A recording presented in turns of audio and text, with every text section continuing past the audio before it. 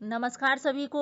आज हम कक्षा 8 की हिंदी की पाठ्यपुस्तक वसंत भाग 3 से पाठ 2 लाख की चूड़ियों का अध्ययन करेंगे। प्रस्तुत पाठ में लेखक कामनाथ जी ने गांव के छोटे छोटे कुटीर उद्योगों का वर्णन किया है, जिससे कि ग्रामवासी छोटे मोटे व्यवसाय से अपना व अपने परिवार का पालन पोषण कर सके। लेखक बचपन में अपने मामा के घर गर्मियों की छुट्टी बिताने जाया करता था। उन्हें मामा के गांव में सबसे ज़्यादा बदलू मामा ही अच्छे लगते थे। अन्य बच्चों की तरह वह भी उन्हें बदलू काका कहकर ही पुकारते थे।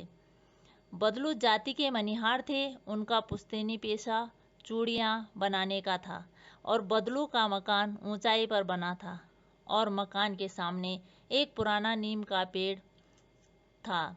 उसी पेड़ के नीचे बदलू चूड़ी बनाने का काम किया करता था और बगल में भट्टी धधकती रहती थी, जिसमें वह लाख पिघलाकर चूड़ियों का आकार देकर बेलन नुमा मुंगेरी पर रखकर गोल और चिकना बनाता था और उन्हें रंग चढ़ाकर बेचा करता था।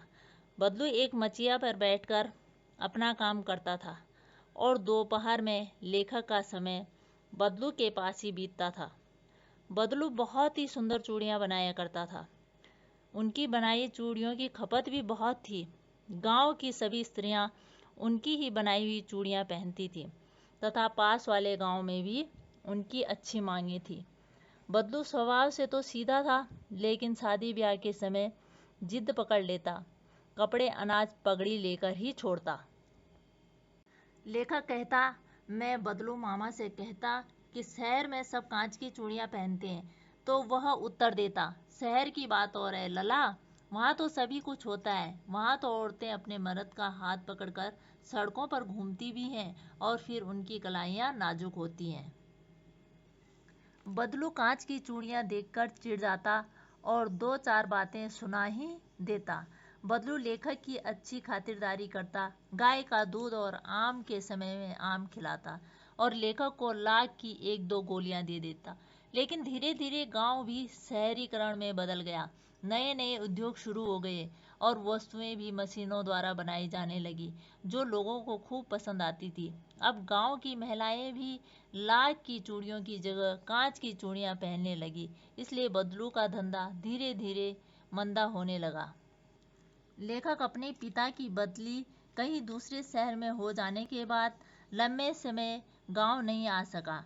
8-10 वर्षों बाद जब वह मामा के गांव आते तो उन्हें कुछ बदला हुआ दिखाई दिया और वे देखते हैं कि गांव की ज़्यादातर महिलाओं ने कांच की चूड़ियां पहनी है। तब उन्हें बदलू मामा की याद आई और वह उनसे मिलने चल दिए। बदलू को लेखक को पहचानने में समय लग गया, फिर बड़े प्यार से लेखक की आवाभगत की। बदलू कहने लगा, आओ लल्ला बैठो, तो बहुत दिन बाद गांव वापस आए। लेखक ने कहा, हाँ काका, आने में विलम्ब हो गया, और दोनों ने आपस में बहुत देर तक बातचीत की।